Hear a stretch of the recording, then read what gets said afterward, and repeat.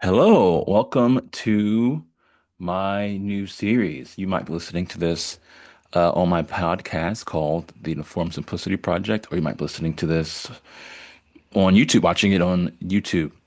My name is Dr. Jordan Harris. I'm a licensed marriage and family therapist supervisor and licensed professional counselor supervisor. And my specialty is in process coding, which is the science of watching tapes, and deliberate practice, which is the science of teaching therapists the skills. And this skill set allows me to first of all watch therapy tapes and break down exactly what experts do that make them so effective. And then the deliberate process part helps me to teach other people how to do what they do. And today we're going to be continuing on our series with Tori Olds. For those of you who don't know, Tori Olds is a experiential therapist who's got a pretty big YouTube presence. She does really good work uh, with a lot of different clients, and she has a whole video series teaching you guys how to do experiential therapy. What I do is a little different than what Tori does, right? Tori basically is a master at case conceptualization. How do we conceptualize the inner world of this client so we can help them change? And my skill set is different than that. I mean, I obviously do case conceptualization, but my skill set is in breaking down five key processes that allow people like Tori to be so effective. And this is very, very important because of what I call the Monday morning problem. The Monday morning problem is you go to a training, you watch a trainer do an amazing live, or maybe they show tape of a session that they did recently, and you think that's amazing. I want to do what they did. And then Monday morning, you go back to your caseload. You have a client, you do the exact same thing that the trainer did, and it doesn't work. And why is that? And I think what we know is that it's not because you're not doing the model right. Sometimes um, it's that you're not strong in case conceptualization. That happens. And if that's your stuck point, Tori Olds is great to learn how to conceptualize therapy really, really well. But most of the time, in my experience, it's a different problem. So that there are all these small, subtle things that expert therapists do really well that they do in addition to their model. And it's these things that make or break therapy. That's my whole hypothesis. And there's five things that I teach people about. One is how to work with clients, how to read clients' levels of motivation and resistance. Two, how to be more persuasive. These go hand in hand, right? If a client is not engaged, they're not motivated, they're not going to do very much to change, right? But if they're highly motivated, then you can just plow on through with whatever you is your big intervention for your model. The flip side of that is how do you help them become more motivated by having more persuasive skills? So those are the first two. The third one is client experiencing. This is the idea that the more clients can talk from their inner world in a way that is present and specific, the more they change. And very often clients come in talking about external things in vague ways that are in the past, and then it's really hard to help them change. Okay. We don't always know when this is happening, but we can feel that it's happening. If you have a client who you feel like you're just a rent-a-friend for, you're probably stuck in this process.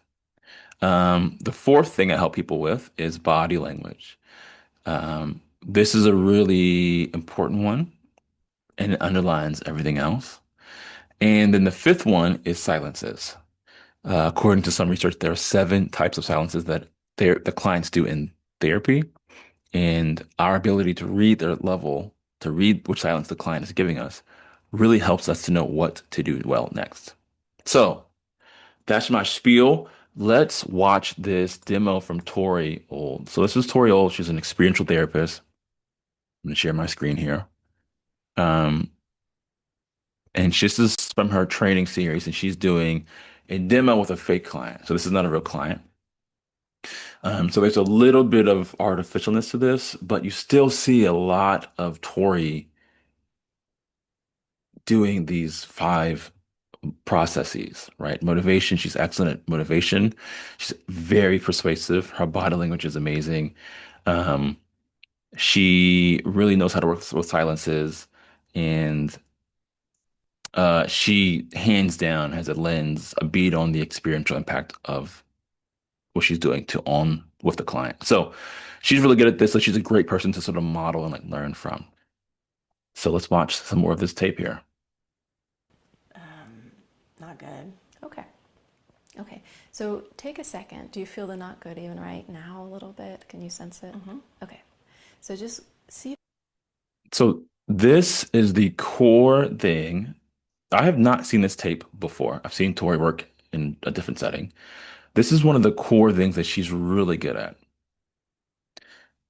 Clients change most in like this really deep, profound therapy sort of way when they are able to make contact with and talk about their present, internal, and specific experience. And very often, clients actually avoid doing that because it's painful. In this situation, this client has been through an assault. She was held at gunpoint, I believe. And so, talking about your inner experience and really feeling what it's like to be assaulted and held at gunpoint is terrifying, right?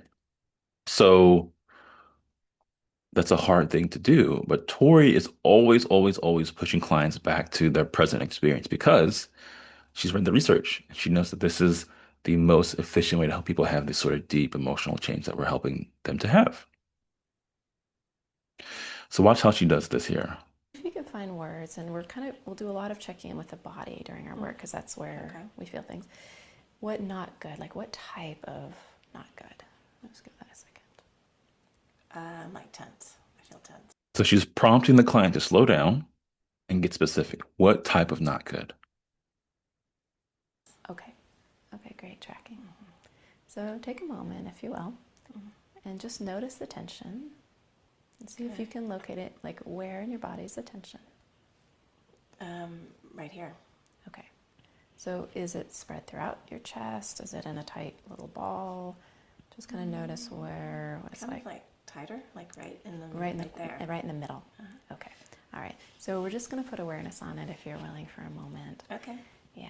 You know, tension, I think of it not so much as the feeling itself that we're wanting to go toward, but as like a response that's pretty common. I think it's like a straitjacket around the feeling. It's like when we have a feeling and some part of us is like, oh, I don't want to feel that, you know, like kind of pushes it in or constricts around it because it's maybe not comfortable or, you know what I mean? That makes sense a little bit. Yeah. So that could be our clue that there's just some hesitancy, you know, in your system, and we want to honor that toward feeling whatever this is. But we also want to give it a little time to at least be able to shift. Okay. So if you're willing to just notice the tension, Okay. just bringing that, being curious and just watching it and just see, we're just going to see if it might shift with just a little awareness. So tune in just to that spot. Okay. Okay. So Tori does a lot here, and there's something she does that's really good. And if I were to coach her, which is like coaching Michael Jordan, right? Which is like, well, should you do that? Should you not? Um, Probably not, honestly. But for learning purposes for you, I think it's really helpful. This is what we call a persuasive rationale. So when you are a researcher and you're coding therapist persuasive skills, one of the things that you're looking for is how persuasive are the rationales that they give to clients. Clients often don't know why we're asking them to do what we're asking them to do. Why are you asking me to focus on my body? What is the point of any of that? And the way you meet that is by giving a rationale.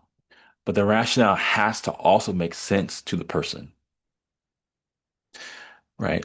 And you want the rationale to be proximal to their experience.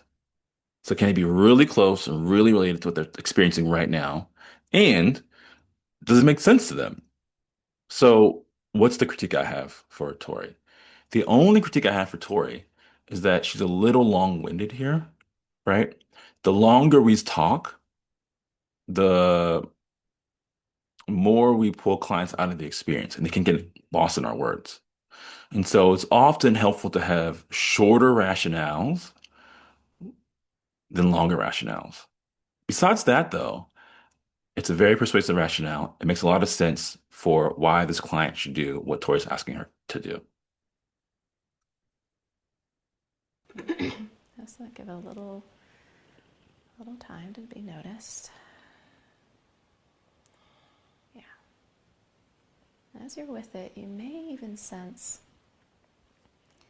like if you notice the tension, just see if you can feel a little like what's under it. Under. Yeah, like if tension was around something. So like we want to feel inside, like what it's tensing around. Another way to ask that might be, if you weren't feeling tense, how would you be feeling? Okay. Yeah, I can almost as you said that, I kind of felt like it really actually under it is weird, kind of like the stream of maybe like sadness, like it almost went like I don't know. I felt like a down. Okay, down. Okay. I felt like more down and bigger feeling. Okay. So this is not what I teach. I agree with Tori about her case conceptualization of what's happening right now. She's basically saying that this client has a defense against feeling, and the defense is this tension. That gets into case conceptualization, which if that's what you want to learn, I mean, I think Tori hands down is a great teacher for that. Um, but I want to go back to something that happened just a few seconds even before that. Let's see if we can catch the moment. Maybe like sadness, like a, okay. Yeah, I can almost as you said that, I kind of felt if you weren't tension was around something, it may even a little time to be noticed. Just give it a little time to be noticed. Let's give it a little time to be noticed. Sometimes when clients go inside and it gets quiet like this, they're um, experiencing a lot. Right? There's a lot of emotions, there's lots of negative cognitions. I mean, it can be a lot. And so this goes back into coding silences, right? This is sort of, there's three basic buckets of silences. There's seven types, which gives us this really nuanced understanding of silences. But there's three big buckets that I think of, right? And one of these is emotional processing. And when people are in a silence that is indicative of emotional processing, often what they need from us is not more silence, but actually it's more support. So this is just a tiny nudge from Tori, right? That I'm here, you can do this, just give this time, which tends to help the emotional processing continue. Now, this client is a demo client and she's just really going with Tori. So in some ways, this is an easier client, and Tori's even said that. So I don't want to knock Tori at all. But Tori's also responding really well. And she's on her P's and Q's. It's really brilliant work. Let's skip ahead here. Like what it's tensing around. Another way. yeah, I can almost as you said that, I kind of felt like it really actually under it is weird, kind of like the stream of maybe like sadness, like it almost went like I don't know. I felt like a down. Okay, down. Okay. I felt like more down and bigger feeling. Okay, so stay with that. I think. I don't know if it's sadness. Well, take a second. Yeah, I love that you could track it in your body. So feel it first and just, you had a sense it may feel like sadness. I think I thought of sadness because it felt just sort of heavy under the tension. Sadness often is heavy. It really often is. So just be with it and see what that's like. Okay. So just keep noticing it? Yeah, is that okay? Does it feel okay as we're doing this to be with that? Mm-hmm. Okay, good. You're doing great. Okay. So just notice what that's like to let the sadness be what it is. It's a little heavy. We're slowing down with it. Yeah, some feeling starts to come, maybe. Some tears. Yeah. So take your time. Take your time. And really see if you can just make space and open for the tears.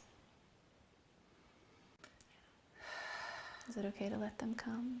Still feeling okay? So all of this part is her really just affirming the client's emotional expression, right? Which is really important because it creates more safety, creates so much more safety, which is what allows the client to go into her experience. Um, Now, I want to say a word about easy clients versus hard clients. When we say this client is easy, what we often mean is if you were to code them in a level of motivation, the client is in the action stage of change. So let me ask you this. What stage of change is this client in? She's in the action stage of change. She's totally bought in to Tori and this way of working. Not all clients are coming in the action stage of change. This is actually one of the biggest, I think, misnomers in how we train people. We train people assuming with the underlying implicit assumption that clients are ready for the change we have to offer them. And it's not that clients are bad or that they don't want to change, but sometimes they don't want to change. Sometimes they're ambivalent about changing. Sometimes they don't want to change that way. They want to change a different way. And we need to recognize that and meet clients where they are. With this client, though, she's very much game to do the inner exploration, right? I mean, Tori's constantly nudging this client to what are you feeling and experiencing right now in this moment in your body? And so when that happens, you just rock and roll. Like that's just, that's like a green light to just run as hard and fast as you can. So again, it's really beautiful work. Okay, well, if you need to pause at any point in our work, we can always go somewhere else. So just let me know. Okay. But is it all right? There's some real feeling there. Okay, then just. This is Tori and I have different language for this. This is what I call seating autonomy. I think she calls it consent. The thing about autonomy is that it is very empowering to people. It's very empowering to clients. When you've had trauma, part of what happens is you have an experience where you are basically out of control. Things happen to you beyond what you could handle or beyond what you could control. And so when we give clients autonomy, we're basically saying, um, like this experience is going to be fundamentally different. There's also another thing that happens with autonomy. And I think it's sort of like this weird judo move of autonomy. Autonomy is also one of the key ingredients for motivation. Because what you're sort of saying to the client is, if we take the next step, it's because you want to take the next step. And so clients didn't have to say, do I want to do this? And if I want to do this, they're sort of committing to the process. So it's a really beautiful way to also increase and validate and reaffirm a client's level of motivation. Um, if not, what can happen is they feel all sorts of negative emotions, they back away, right? And then we're still trying to push them to do the intervention. And they're sort of saying, this is too much, I'm overwhelmed. So autonomy is a great way to support clients and reaffirm their own autonomy, which helps to increase the motivation. It's just great stuff. So, like I said, my name is Dr. Jordan Harris. I am a deliberate practice and process coding coach. I help people learn these micro skills so that they can do this amazing work like Tori's doing. If you want to contact me, you can find links and stuff in the bio below. And if you want to work with Tori and learn more about how to more about case conceptualization and experiential therapy, you can find her stuff as well. All right. Talk to you later.